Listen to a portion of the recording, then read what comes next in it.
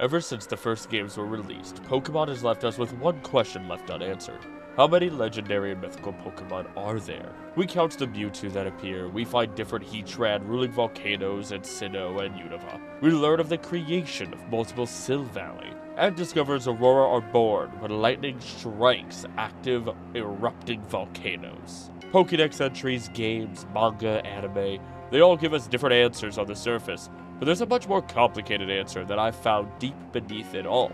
Why there are multiple of these special Pokemon, why they can be tamed by humanity, and why they can die. And it all begins with the one true Arceus, creator of all Pokemon, creator of mankind, god of the world and universe of Pokemon. And I am dying, slowly but surely. I'm Krillic. Howdy there, I'm Krillic, connecting our world through Pokemon, and I am sick. I'm not even going to deny it, so if I sound slightly more monotone or lower voice today, that's why. But this has been a question bothering me for years, but after working on theories for the better half of 2 years, I'm ready to bring this question to an official close using the real inspirations behind our special Pokemon as a whole. While I will get into specific numbers later on if you just want to jump to the answers via chapter markers in this video, it's incredibly important to me to dig into the cultural inspiration behind the legendary and mythical Pokemon as a whole first. As stated, this all begins with Arceus, god of Pokemon. It has been long established now that Arceus came first, creating our origin trio known as Dialga, Palkia, and Giratina, each of them representing time, space, and antimatter in that respective order. And I'll explain that whole antimatter situation very soon because it's often the most misunderstood piece of lore. While our first major interaction with Arceus is through the Sinnoh Ruins event, it's actually better to technically start with the first interaction in time, as we have it during our time in Hisui. Here, as we are met face to face with a blinding light in the beginning of the game, we meet the being without a name, something unknown yet all-powerful that has whisked us away from the modern day to change the past for the better.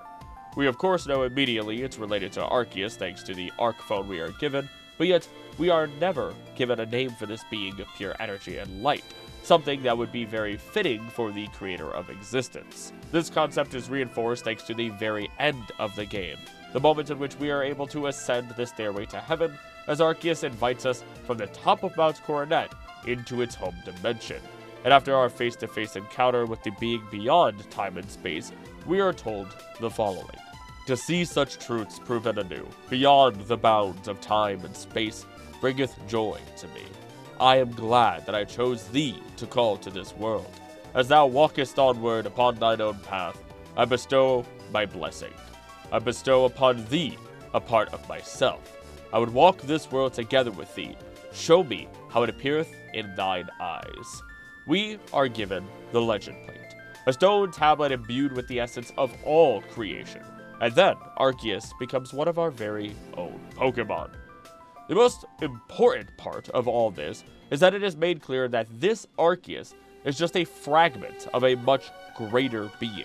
And when we look at the Pokedex throughout the years, we can find the entry that states it shaped the universe with its 1,000 arms. While this specific instance doesn't tell us that it is an arm, but just a piece, we can still assume that the Arceus we've known all along is one arm, or even a much smaller fragment of that much greater being at the beginning of our Hisuian story. This then gives us the groundwork we need to say that we already know there are multiple Arceus in existence. A Pokemon we have long considered should be a god is just one minor, inconsequential fragment of a greater, unimaginable being. So small, in fact, that it could be granted to a dedicated mortal human without concern. But during this time in Hisui, we get to see not only Arceus, but also the origin trio, or trio of myth as one might call them. And while Giratina does not follow the pattern, we find that Dialga and Palkia in their origin forms become horses. Of course they look ridiculous at first, but the more we sit with this idea, the greater its purpose and symbolism becomes. Because much like there are multiple Arceus, there are multiple Palkia and Dialga, at least evidenced by the Sinnoh events in which they, and even Giratina, are created and handed to us as an aid.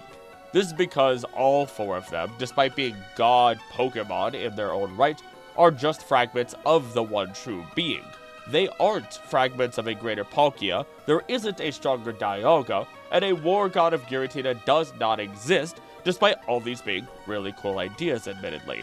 Rather, they are equally powerful, or at least all four of them can attain the same power, because they're all just fragments of that singular greater being.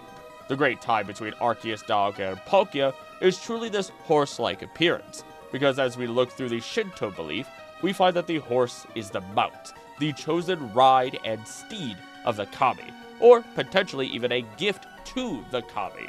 These are known as the Shinmei or Jinmei. From Sakamoto Naoko, I bring you the following to explain better from an appropriate cultural standpoint. The established explanation for the practice of dedicating horses to Jinja is that the horses provide mounts for kami, Sato 1969.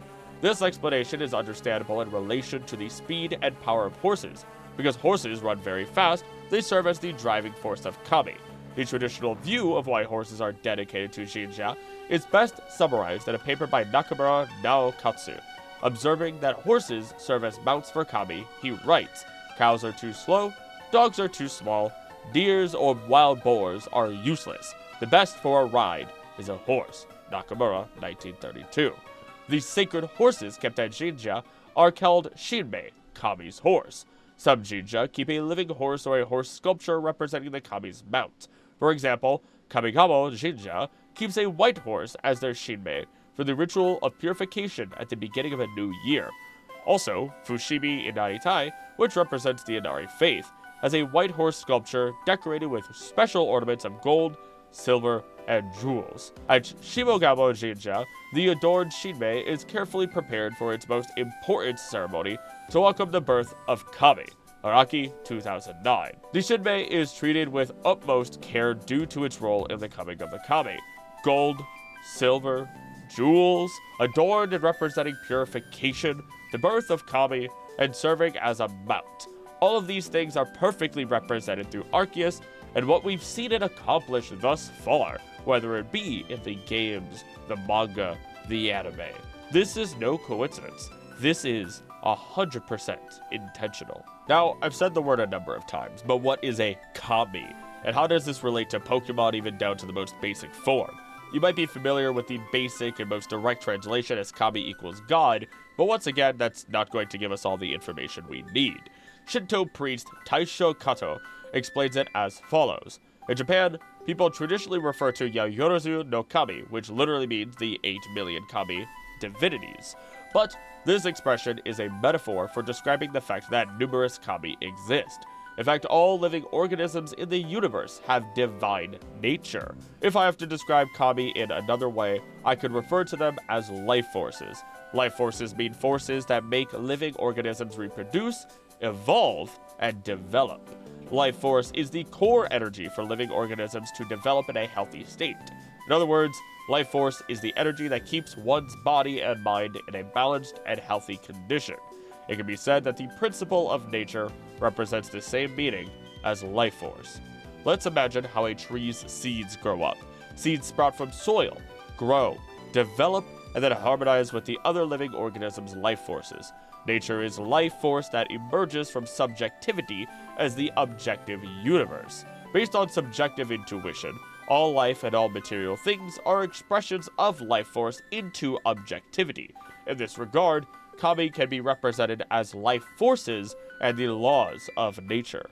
Life force is linked closely with the intuitive perception of experience and the flow of inner time.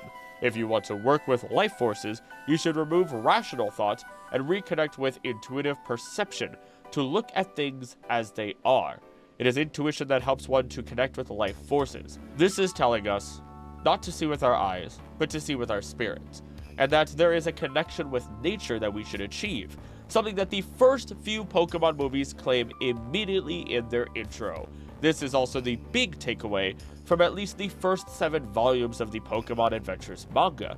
And even in the games, we are reinforced to become friends with our Pokemon, to become stronger together, not as trainer and Pokemon, but as true partners, all while we work down to the idea of bioenergy. We make the mistake of calling it infinite energy as fans, but this is the processed version of natural bioenergy or life energy that every Pokemon has, something that can be harnessed or multiplied into something much greater than we have ever known. Nevertheless, this natural energy, this bioenergy, not infinite energy, is in all Pokemon, and each one uses and changes it to fit their own needs. Thus, the Pokemon typings are created, from grass to fairy, fire to steel, and terrestrialization itself. They all have their origins that are traced not only to energy, but to the plates of Arceus. And of course, we have all the different branches of energy in Mega Energy, Dynamax, Z-Power, you name it. But no matter what, it all ties back to a Pokemon or a plant, something natural and one with nature, often a legendary or mythical Pokemon even. So as I loop back around to our answer of what Kami means, we then could tie this to not just legendary and mythical Pokemon, but literally every single Pokemon that exists, each of them being spirits of nature.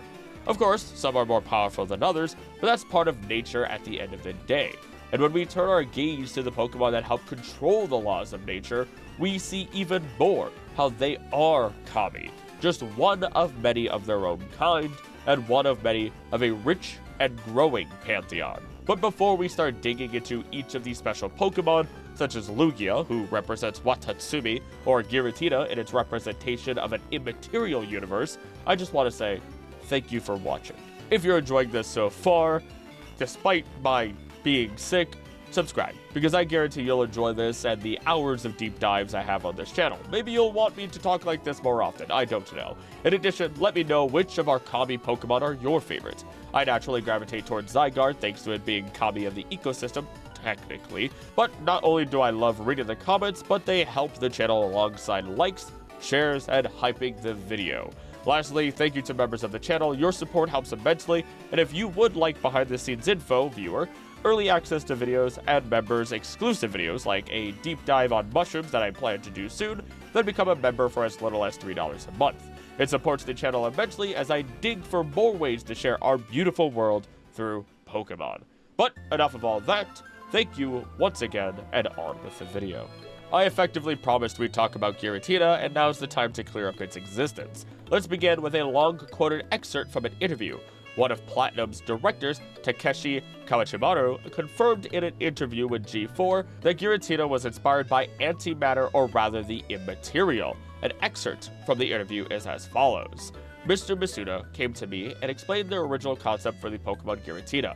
He mentioned antimatter as something. It's there, but it's something you can't see. Mr. Masuda gave me a lot of key concepts to design around. Matter, antimatter, Einstein's theory of relativity.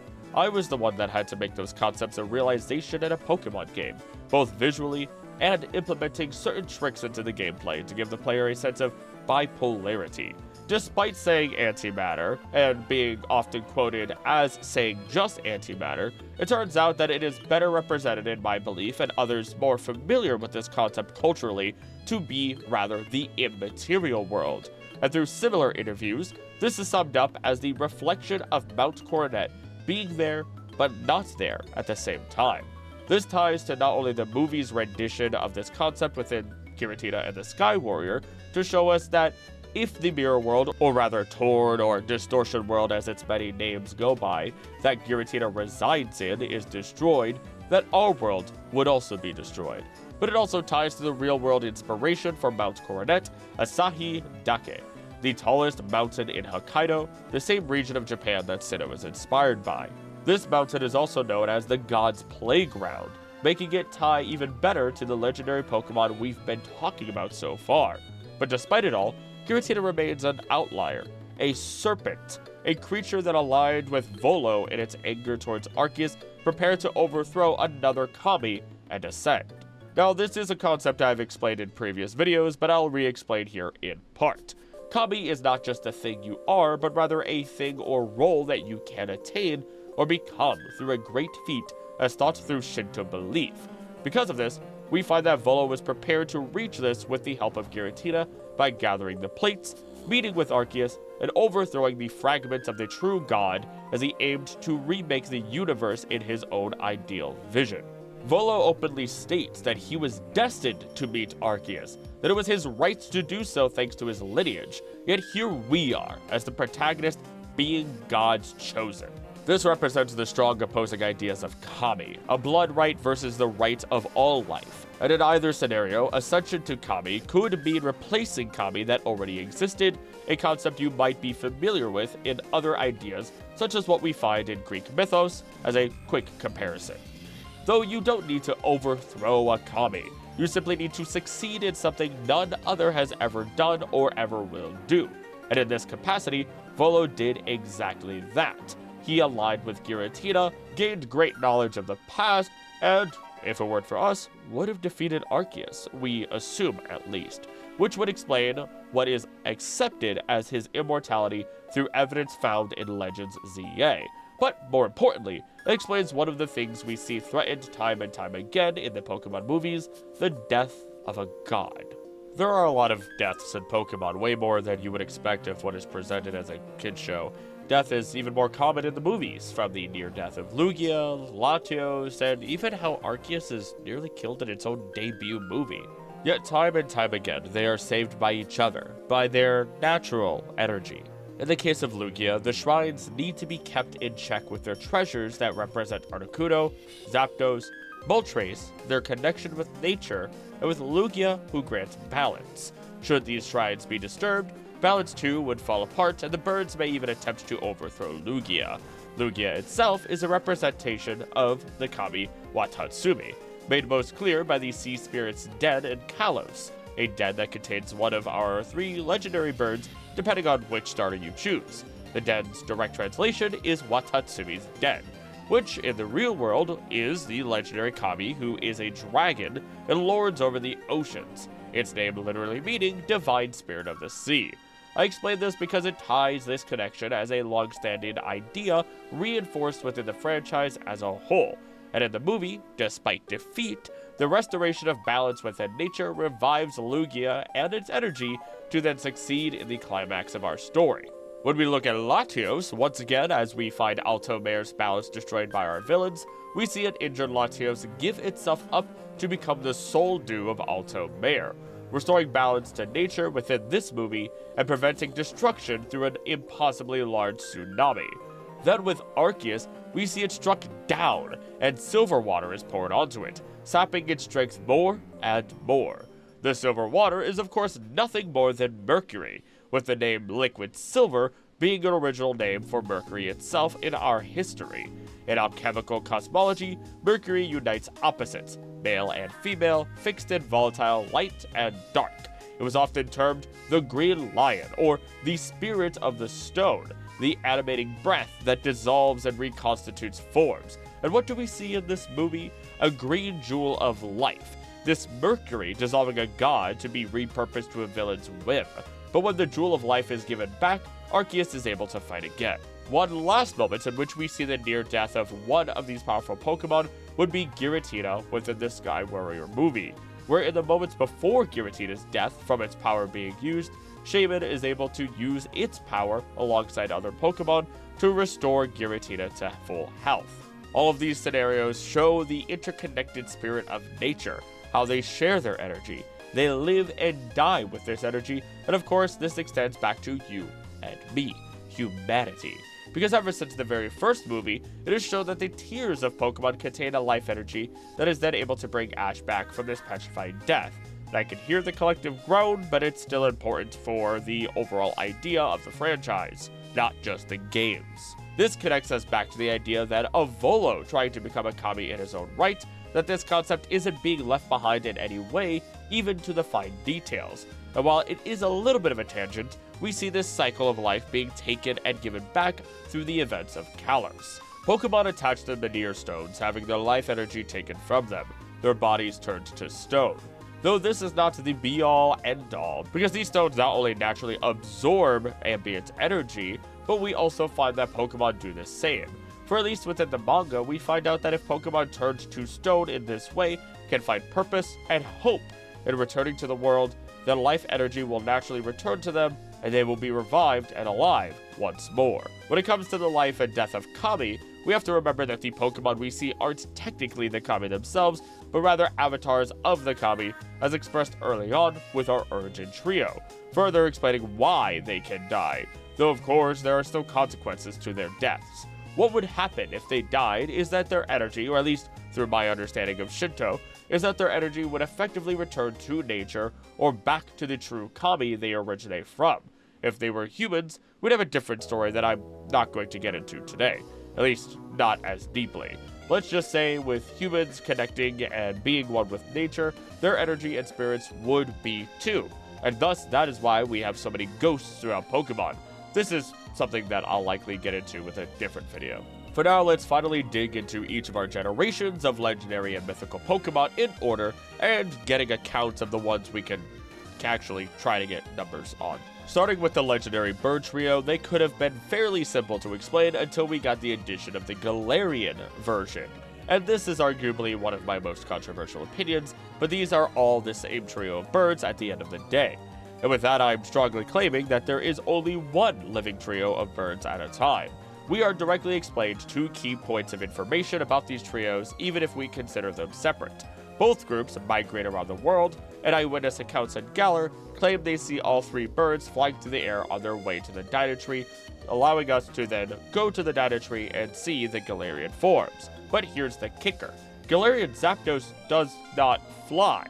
Plus, I'm sorry, but if you mix the colors between the 2 groups of birds up, then you're colorblind or just never paid attention to the bright and very obvious color differences between the birds. They're representative of the seasons themselves, the original birds, embodiments of them even. And of the seasons, the only thing not included would be autumn, in which we see representing through the Galarian forms. You could try to argue Lugia would be autumn instead in representation, but considering the strong storms that it represents are more akin to monsoons, which are usually categorized as summer and winter monsoons, then it doesn't line up. In any case, there's likely only one of each trio, or there's only one trio as a whole. This admittedly gets a little messy when we look at things like battle towers in the future, in which we see leaders wielding legendary Pokemon, but this wouldn't be the be-all end-all. They could very well just be recognized as powerful trainers just like us, as the player are, and be momentarily partnered with these especially powerful Pokemon. This will be even more significant later, as there are some of these special Pokemon where there are multiple of them and they are used in these towers. I do want to at least note that in the original Pokemon Snap, you do hatch an egg of the original trio, which does make things a little bit more complicated, but as such, I would like to claim while multiple can exist, this would be a passing of the torch if it was true, that future generations of these birds might exist, but only one can exist at a time, one of their avatars, if you would. This is something we will apply to multiple Pokemon today, depending on their place in the quote-unquote pantheon of Kami. Up next, we have Mewtwo, one that we suspect to have 2 to 3 in existence of, thanks to the animated movies having a masculine and feminine voiced version between the original movie and the Genesect movie.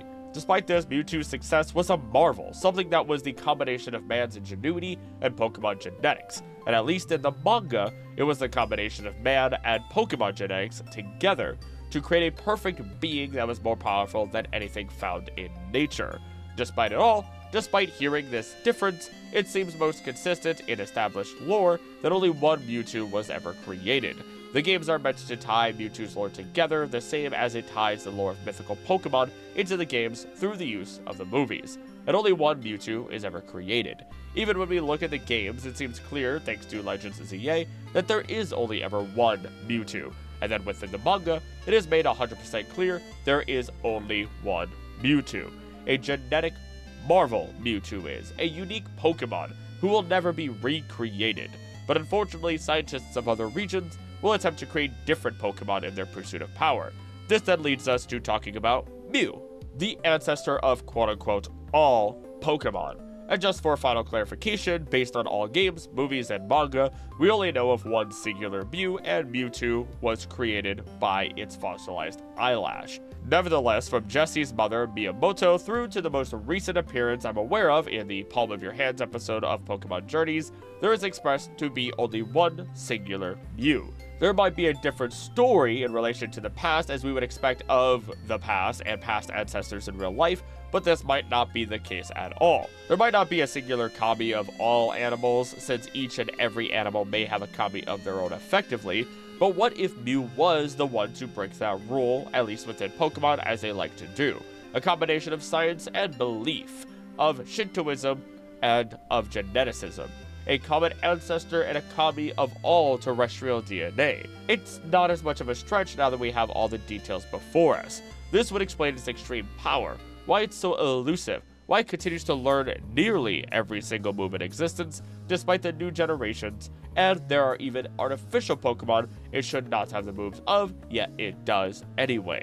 Despite this, there are signature moves that Mew cannot have and is unable to copy in the games. Whether this translates to all other mediums is unknown, and we don't know if this is just mechanic or lore, since one of those moves is in fact Volt Tackle, unless something is changed. I would like to even tie Mew's existence to the Tree of Life within the Lucario and the Mystery of Mew movie, where we find prehistoric life, the original Regi trio, and a massive crystal tree holding entire ecosystems inside and on top or around it. Here we learn that Mew and the tree are especially symbiotic, to the point where if one dies, then both die, with the implication that there is only one tree on the planet and only one Mew in existence. I would talk further on this tie, but it gets into scrapped game information where each planet in the universe or even multiverse would have its own tree of life. So if you want more on that, then I recommend checking out my Hidden War and Lost Age of Giants video trilogy. For now, we can move on to the legendary beasts Raikou, Entei, and Suicune. While Suicune doesn't have an entry that makes things more complicated, Entei is born whenever a new volcano appears, and Raikou may be interpreted as being born when a lightning bolt crashed onto the earth, not just when a bolt had struck Brass Tower. This becomes more complicated since we know that the trio we are aware of was revived from the Pokemon who fell in said tower.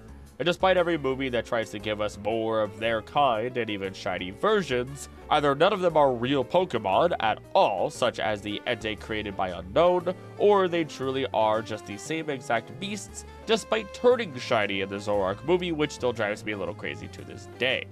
The saving grace is this: volcanoes don't just appear overnight. You aren't going to rent an apartment and then suddenly you have to live life next to a volcano who moved in next to you. Volcanoes, just similarly to mountains, take thousands of years to form. So it's not like we'll have the armies of Entei just running around each other, barking and causing volcanoes to erupt. And considering we aren't directly told Raikou are born from thunder, instead following the story of the Raiju as they descend from the clouds, it makes way more sense to be able to now say there are only one of each in existence at a time. I would like to extend this to Lugia, but now we get into something way more interesting, and another reason why it's so important to look at Kami to understand how many Pokemon there are. And in the case of Watsutsumi, we have Toyotama Hime, Utsushihi Karasaku, and Furutama no Mikoto. This means that even though we don't have anything concrete about Lugia being the spiritual parent to other Kami, we do see Lugia with a child in the animated series, which everyone writes off. But I'm here to make sense of everything, not just the games. This is literature and cultural analysis, baby, and you've been listening to it all this time. By default, I kinda have to say there are multiple Lugia, at least within the anime, and I wouldn't be surprised if there were more Lugia out there in the world without us knowing. They like to sleep deep in the trenches, after all. Last of our legendary Johto Pokemon would be Ho-Oh. And this is one I can say with utmost confidence that there is only one Ho-Oh in the world of Pokemon from beginning to end. No new generations, no reincarnations, no new eggs, just Ho-Oh. This is the Rainbow Emperor. This is our Phoenix, who not only blesses others, but has revived other Pokemon. It is holder of the Sacred Flame and golden in its standing. This Pokemon seems to be blessed in some way by Arceus and the Kalos legendary trio because of its dominion over some level of life. But to be more accurate, Ho-Oh is not a phoenix, but rather the Feng Huang, often called a Chinese phoenix by Westerners. This creature is the combination of yin and yang.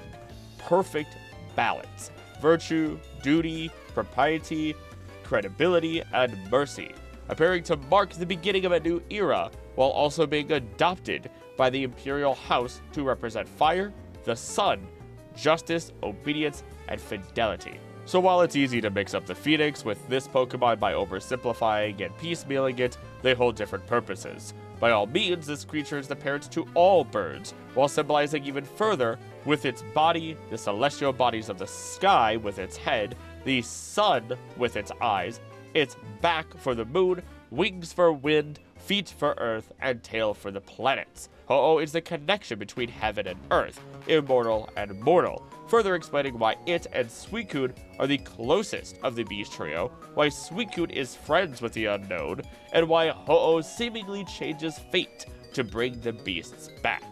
Much like the Emperor of Japan, who would be considered a direct descendant of the sun goddess Amaterasu, or at least seen as a sort of demigod in the past, Ho-Oh is that emperor, that demigod given form to rule, and there could only be one.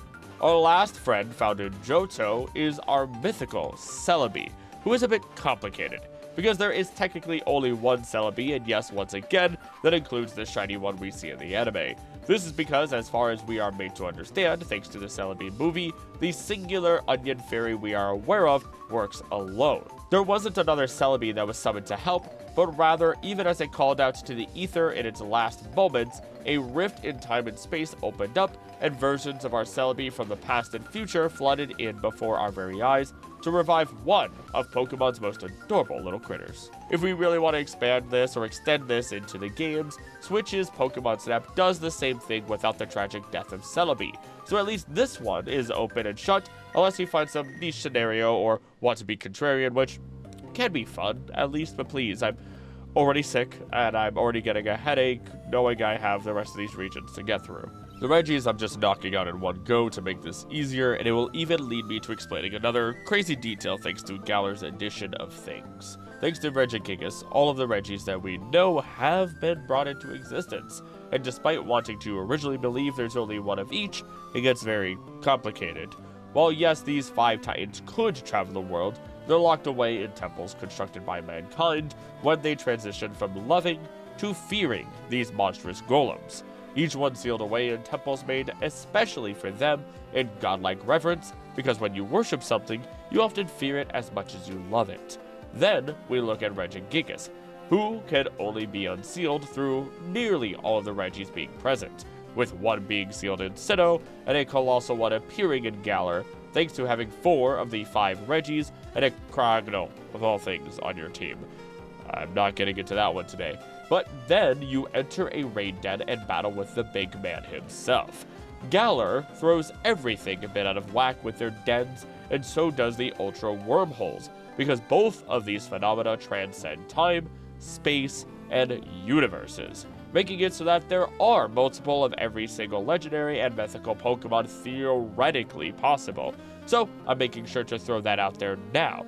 But traditionally, we would only hold the ones that belong in our universe, so I'm sticking to those numbers as my explanation before Celebi or something else sends them back to where they belong.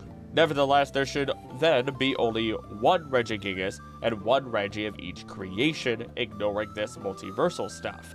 Regirock can rebuild itself with any rock. Registeel is made from metal not of this planet whatsoever, since if it was made from the core, it would be constructed of nickel and iron, and is noted to be harder than any metal that we know of. Regice is constructed likely of an original chunk of the never melt ice. Regieleki is pure electricity bound by mankind, and Regidrago isn't even complete, so there's a 0% chance of there being multiple versions of it. As I said in other recent videos, I really should probably make a video on Regigigas and the rest of the Regis, dedicated entirely to them instead of a section chunked for them. There's just so much to explore. But we move on to Latios and Latias, which is incredibly simple at least, because it is established that not only are there multiple Latios in the Two Heroes movie, multiple trainers in different games using Latios once again thanks to the battle centers, but we also have Latias just directly saying that there are herds of them in the Emerald Dex, which feels like a really open and shut case. They're bird dragons at the end of the day to oversimplify them, and while they live for an incredibly long time, hence the Eon Pokemon moniker, they are not immortal. Up next though, we have the super ancient trio of Kyogre, Groudon, and Rayquaza, which is another easy one to say that these are our embodiments of the land, sea, and sky. They are known to travel throughout the entire world thanks to not only the anime, but also places like the Embedded Tower in Heart Gold and Soul Silver. This location was built by the people of Hoenn, or rather the people who worshipped these deities, as a resting spot for the trio throughout their travels. This trio is also one that I doubt would be able to have multiple of their kind, since a certain 2 Pokemon like to beef it out on site every single time they get within glancing distance of each other. So again, fairly open and shut case. And yes, this would include the shiny version of Rayquaza, unless I missed something, and that one is from a different timeline thanks to Tropicos. Jirachi is a unique little baby that sleeps for 1,000 years and has had no implication of there being multiple of them at any given time in canon lore. I'm not really going to waste time on this one, and instead I will move on to Deoxys, which there are absolutely multiple of. It is noted in the Pokedex to be the result of a mutation of an extraterrestrial virus caused by exposure to a laser beam, appearing where auroras are seen, which is just another reference to the movie in which it debuted in. Again, lots of mythical Pokemon reference their movies because that's really the only consistent way to get their lore other than looking at the manga. And in both of these mediums, we do find multiple Deoxyses. Technically, Pokemon is both the singular and plural, even with their names, which gets really weird, but whatever. Either way, it makes sense. Pokemon exist in space, Pokemon can get sick, viruses and space viruses, I guess, exist then. Pour a ton of energy into the right one, and boom, Deoxys is here. And of course, they can duplicate themselves to some capacity, but the real living ones are the ones with a proper core. So as long as there are multiple Deoxys out there with multiple cores, we officially have multiple of this mythical Pokemon.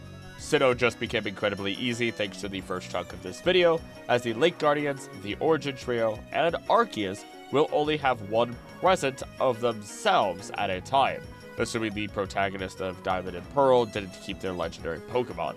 Again, time-space breaking is something that's harder to account for, and traditionally these Pokemon are the core to existence itself, even the Lake Trio, considering that they are beings of emotion, intelligence, and willpower granted to humanity, and do travel around to places like Unova. So having only one avatar kicking it at a time makes the most sense for all of these Pokemon. Heatran, though, is one of the few that has been made clear to have more than one since early on in their reveal. They dwell in volcanic caves, and through even just the games, we can find one in Stark Mountain, one in the Scorched Slab in Omega Ruby Alpha Sapphire, and Reversal Mountain, each location only having one Heatran. At first, you might think that it could be the same Heatran, but it's important that each of these major volcanic locations, Scorched Slab kind of being the exception technically, it's important that each of them will then have their own to prevent these locations from erupting. With this, it's fairly solidified without even needing to look at other forms of media out there that there are multiple Heatran in the world. This makes even more sense when we consider that throughout history, there are many mountains that are considered sacred, each of them for different reasons, under the power or in respect to different spirits or deities, many of them being similar or related in some capacity, of course, within a belief, and making Heatran no different in that way. We'll talk about the legendary Cresselia and mythical Darkrai together, with these two being counterparts to one another, where Cresselia serves to help Darkrai regulate its abilities, something that it has struggled to do since the very beginning of existence, the two of them being counterparts, opposite sides of the same coin, dreams and nightmares and phases of the moon. There's only one of them, but if you want more info on that or their existence overall, I highly recommend a deep dive very similar to this one, where I dig into dreams and the original dragons of Unova, tying in some ZA information that solidifies it all, for me at least. This now leaves us with only a few more mythicals in Sinnoh, beginning with Manaphy and Phione. This gets a bit more complicated, but we know for a fact that there are multiple Phione, while only ever seeing one Manaphy at a time. Although it is easily understood that Phione will become Manaphy over time, thanks to their own perfect relation to sea angels in the real world. These creatures even have a specific species called Clyone Lemesina, Phione being an inspiration from that, if their physical appearances and traits of being hermaphrodites weren't enough. And then we do still get a Manaphy egg that produces a Manaphy rather than a Phione in the anime, while still being able to breed either of them in the games with Ditto for a new Phione. they are sea guardians, and just as there are many mountains, there are technically many seas, making it so there could be Manaphy and Phione born and raised specifically within each sea of the Pokemon's world. Shaman is the easiest to say there are multiple of if you're willing to accept the anime and movies, in which again is the primary way, or rather only real way, to get info on mythical Pokemon other than spin-off games as well. As such, we not only get multiple Shaman in the movie, but there could be countless numbers of them as they help carry seeds and pollinate the rare Giratina flower amongst other flowers in their travels, making them vital towards rare species of flora throughout the world. I'm pleasantly surprised to find out that all the legendary Pokemon of Unova would be unique Pokemon in their own right, whether it be the Swords of Justice, the original Weather, Genie Trio, or the Tau Trio, though there are some holes we could poke to give us a different view on it. For example, Reshiram, Zekrom, and Kyurem were once one singular being, which is the famed original dragon. This would then make it so that the original dragon is much like the one true Arceus or any of the origin trio, but it was permanently split apart into these three dragons. This dragon would be the representation of both truth and ideals within a singular body, the perfect balance of it even. And so I often claim that they would represent the one singular truth, or they could even be something greater. That when we look at their ties to the dream world, and how both dreams and reality are one and the same, something we find out thanks to Darkrai and Crystalia's Islands, it seems as though the original dragon could be greater than the truth, and be a being of concepts, of dreams. But again, that gets so much more complicated, and that video I recommended about them would give all the explanation you really need to understand this entire concept. Instead, when I look at the Swords of Justice as we move on, there's one mythical member of the team that stands out and does make me wonder if there are other non-legendary versions of their species. The member is, of course, the mythical Keldeo. Now, without the use of the movies, once again, we would know next to nothing about this mythical horse Pokemon, though Keldeo also takes inspirations from Kelpie, basically what are supposed to be the more horrifying I will drown you when you ride me type of horses, at least in some stories. And to put it basically, luckily Keldeo is not this type of creature and is instead very benevolent, having been saved by the Swords of Justice after it was separated from its parents during the fire on the Moor of Icarus in the middle of a modern-day war within Unova. Despite this, we have yet to see who Keldeo's parents are, and we don't really know if Keldeo will just stay the size it is forever, or if there's a bigger adult-age Keldeo that we'll eventually see. I doubt it though, since age and evolution and appearances in Pokemon get really complicated, but the more interesting part is its adaptation to becoming the Resolute form, something that was gained thanks to the rest of the Swords of Justice. Is this a common adaptation, or is this something that is unique to every single Keldeo? Could there be others out there? Some of the Dex entries state by enduring harsh battles it gains this form, but could there be different forms? A lot of questions for a different day.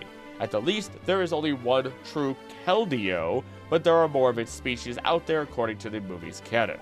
Meloetta is the embodiment of music and dance, huge pieces of human expression, and so I really suspect there's only one Meloetta in existence, so I've often questioned its relation to the Lake Trio, but again, another question for another day. Meanwhile, Victini is absolutely a Pokemon that there is only one of. It is Victory Incarnate, a being that has the power to grant so much energy to others or be paired with a trainer to then become so powerful that it can guarantee victory in lore.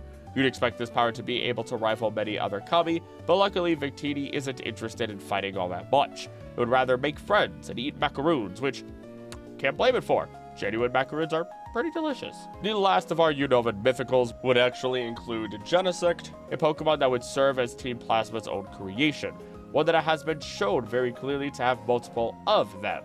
Not much of a surprise considering they were revived from an ancient species that lived an incredibly long time ago, just to be turned into a modern-day weapon. And of course, this won't be the last time humanity created multiple powerful creatures like this. At current, we are actually aware of upwards of 5 Genesect in the anime, 2 in the manga, but only 1 in the games, at least that I'm aware of. Again, it's a Pokemon there could easily be more of, for as long as technology and the correct fossils are available, so too would this modern Genesect be. The Aura trio of Xerneas, Yveltal, and Zygarde by all means only have one in existence unless you want to be a stickler and say that there are at least 100 Zygardes, since it takes 100 cells, including 5 cores, to create its 100% form. But then it's still only one Zygarde. All of these individual little squishies existing throughout the world of Pokemon, absorbing energy from the ecosystem itself. Anything that exists on our world in the form of energy can be absorbed by it, so it can adapt with every new threat and change to protect the planet. This includes Xerneas, Yveltal, and the ultimate weapon, all of which that it was built to fight, as we see its forms and abilities specialized to different tasks overall. These are beings of life, death, and the ecosystem. They are all-encompassing and likely can only exist one at a time, or maybe even these are just avatars of the true creatures, much like our origin trio once again. Hard to say for sure. This lets us move on to our mythical Pokemon, starting with Deontay, who we can easily confirm there are, or at least will be, multiple of in the future. This is just because we know that Carbink will at some point randomly mutate into Deontay, the same manner in which Carbon randomly mutates into Diamond. It could take a second, it could take hundreds of thousands of years, it depends on a number of factors and a bit of chance, really. But no matter what, we know there are multiple Deontay, plain and simple. When we turn our heads towards the Pokemon who blasted the entirety of Southern Kalos, we find out that in all this time, there has only ever been one Volcanion. And while it might be a generation early, I may as well bring up Megairna as well, since they are strongly associated with each other. It helps that both are capable of immense destruction, and both are seemingly created by mankind. We don't really have confirmation of that form Volcanion, that it was created by mankind, but it's easy to understand why I or anyone else would believe this. Even if we just look at Megairna, ignoring all other inspirations currently, it is still given power via a Soul Heart, a collection of energy drawn from Pokemon, a Philosopher's Stone in its own right, as I like to claim. Not only are we only ever shown one Megairna, but it is incredibly long-lived. Meanwhile, Volcanion has been followed throughout multiple different regions as it travels and stays away from humans, so only one of each. Our last Kalos entry is the mythical Hoopa, and this is a bit of a head-scratcher. Theoretically, there are infinite Hoopa, but does Hoopa belong in our universe in the first place, and should there even be a singular one in our universe? This is something we experience in Legends ZA's Mega Dimension, as we get to bring two Hoopa together. One that is afraid of the prison bottle, one that we battle in its unbound form, and then have them meet, both having appeared via portals. Also, to clear things up, the Mega Dimension is not Hoopa's hyperspace, it is something else, and for one more time, I will recommend that original Dragon video, as to not spoil or lose the plot here. Ultimately, there are infinite Hoopa out there. If they really want to, they could all just converge into one spot as they wish, especially if they wanted to cause some level of chaos. Now in Alola, we are going to begin with the land spirits, which are our Tapus. There are only one of each, residing on each of the 4 islands, but at least in the anime we find that they are somehow in contact with each other in other universes.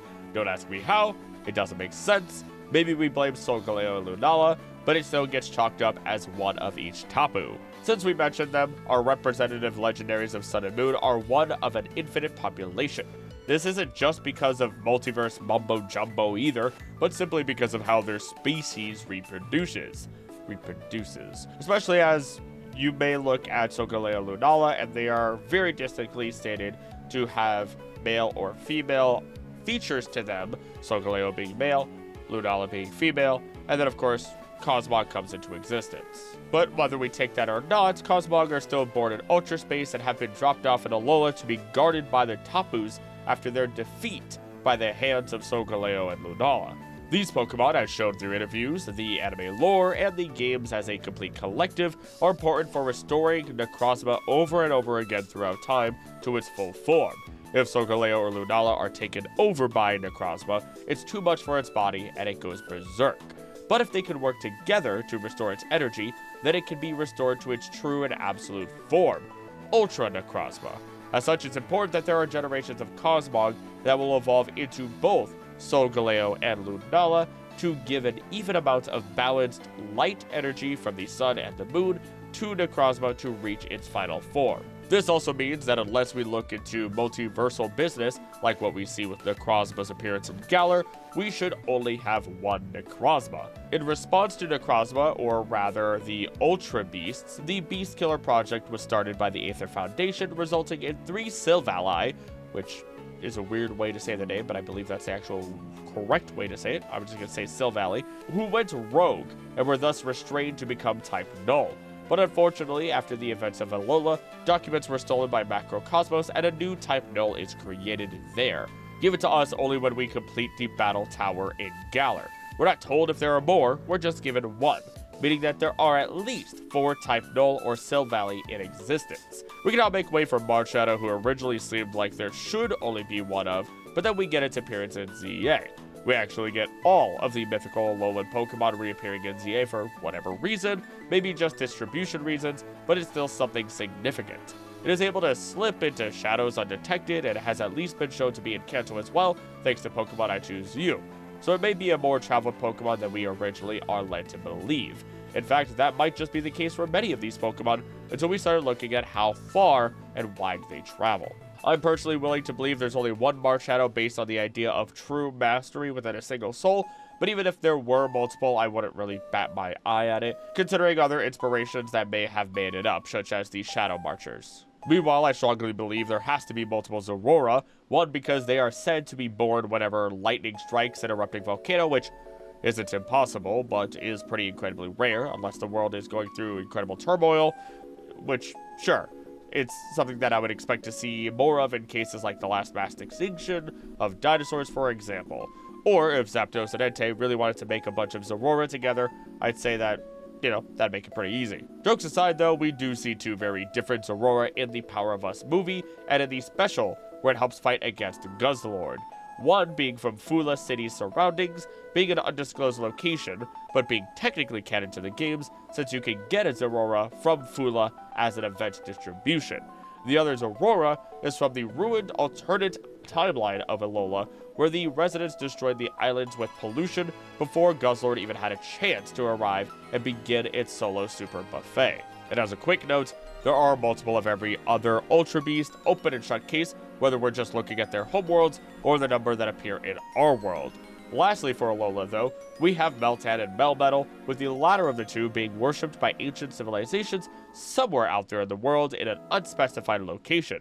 It feels implied that since Melmetal are noted to have broken down, and that the only way the civilization saw to save them was by stuffing Meltan into boxes, then it seems fair to assume that in the past, there should have been multiple giant Melmetal running around. Galar makes it incredibly clear that nearly every single legendary only has one of their own kind, or at least it would seem that way, because when we look at Zacian and Zamazenta, while they fought against Eternatus all those thousands of years ago, then rested in the slumbering wild, they do have different sexes according to some rumors as per the Dex. Zacian being the elder sister, while Zamazenta is the younger brother, despite them not having genders within the game. If this is actually true and not just a rumor in the Dex, then it means that they may have parents, that there might be a greater Zama mama and papa out there, maybe even a whole Zama family in the Galarian wilderness, and maybe they have a few less scars from years of battling. But to also say that there are no siblings within pantheons would be a great misstep on my part, so you can take it either way. Eternatus, though, hopefully only has one of its kind, but something definitely beat it in a fight before it came crashing down. With it looking like a hand, we might only have a fragment of a much larger being all over again. What it would take to completely restore that body is something beyond our imagination, assuming its Eternamax form isn't its complete form. But that gets into a whole new level of theorizing that doesn't fit into this video. What doesn't help it is that its powers are so extreme that it does warp time and space, showing us visions of Galar, allowing the Dynamax phenomena to occur in the first place, and as stated before, Pokemon from other universes to appear in the dens that we explore. It's a pretty big mess. I can only hope Eternamax is just the one and only Eldritch being out there, but I doubt it, even if I can't prove anything concrete, so instead we move on and talk about the tried and true knowledge that we have that there are multiple Kumfu, with info stating wild Kumfu live in mountainous areas far away from the Galar region, although they lived in the region at some point. According to historical texts, Kumfu used to travel to uncharted lands with people as they went to trade or explore.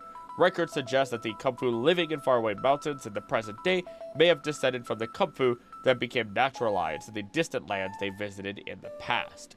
This just falls into another Pokemon that is legendary, not necessarily because it is a kami, but rather because of their feats in history and modern day, being masters of their arts. They are also strongly representative of Buddhist concepts, relating it back to Shinto once again through Agyo and Ungyo, fierce deities in their own right that banish evil in their hearts and souls to allow the path to enlightenment to stay open, meaning even when we walk away from Shinto concepts, we fall right back into it. In fact, we are about to land right into at least Buddhist laps because of Calyrex. The White Rabbit Calyrex holds the symbol of the Hojo clan on its body, the ones to popularize Zen Buddhism.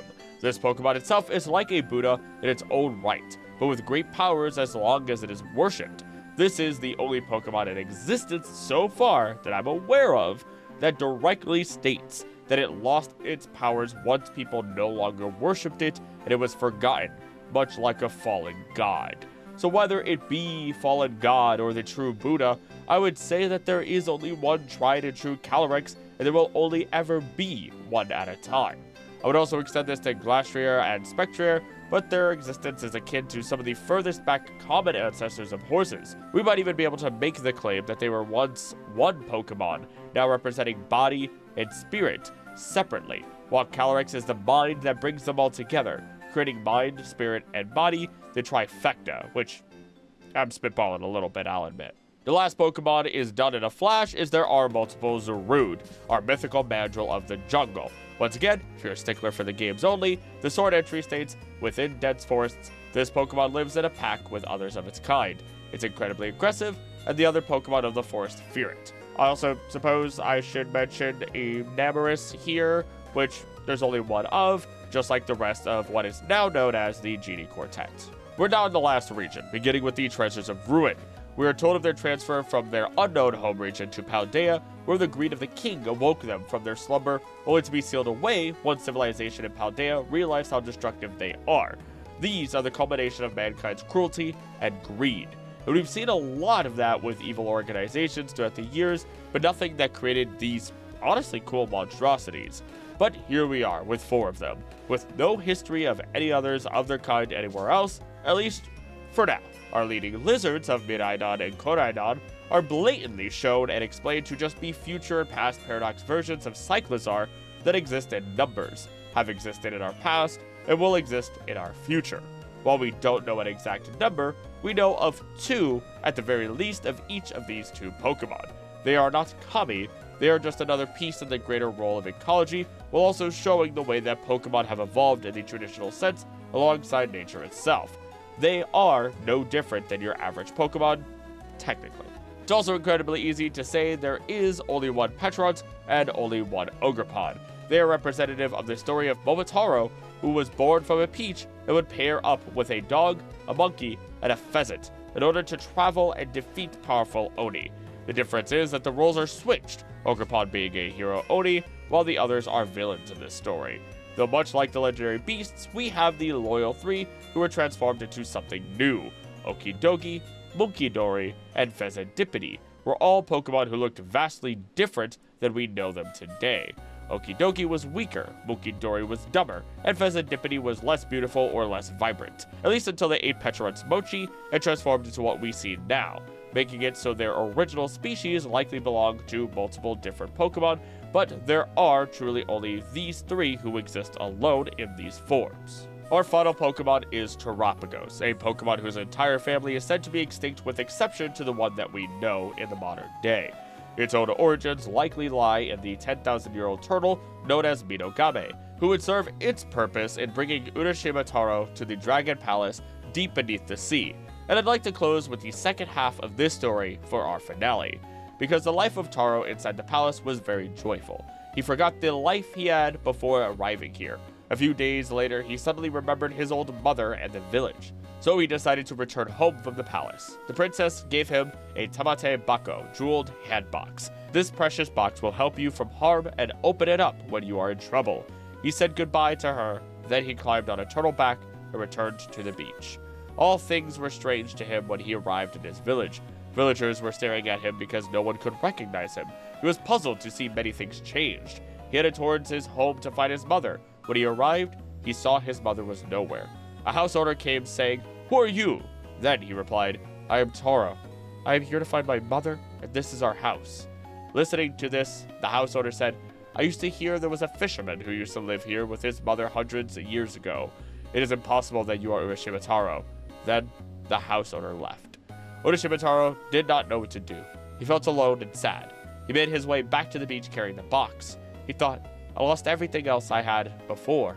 Now I have nowhere to go. My mother has passed away." So he remembered the words that the princess said to him. He then decided to open the box to relieve himself from trouble. He was surprised to see it was empty, but a white smoke came out of it, and he suddenly became an old man with long, white beard. His face wrinkled. Then he threw up his arms and fell down dead on the beach. The white smoke only then makes me think of us meeting Turo or Sada at the Kitakami Crystal Pool when Terapagos brings them to us from the past, as we jumpstart our story all over again within a different timeline, within a different universe.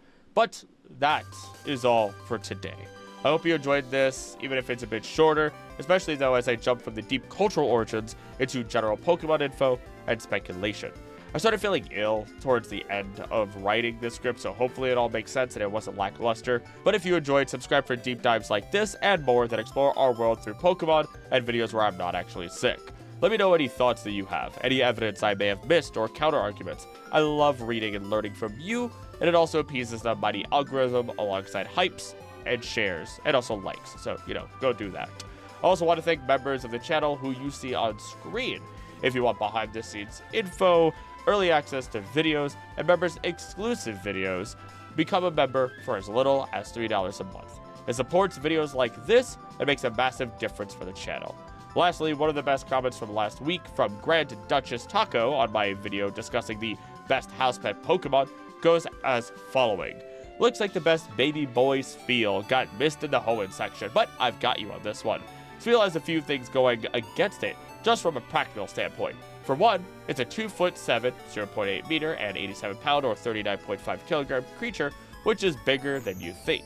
Secondly, it has the same problems as Spinda by rolling around for best locomotion, which is going to cause some property damage. And finally, meal times. Every time you have a Spheal meal time, they clap their fins raucously and bark exuberantly. It's very cute, but you're going to get noise complaints at every mealtime. I don't care where you are. I guess if you live on the beach, you'll probably be more okay, but it's not practical for the rest of us." This comment alone really makes me want to rework or redo a video on the best pet Pokemon or even the best companion Pokemon, something along those lines. But with that then, as always, don't do anything I want to do. Don't do anything I would do. Please be nice to each other. I love you, and I will see you next time.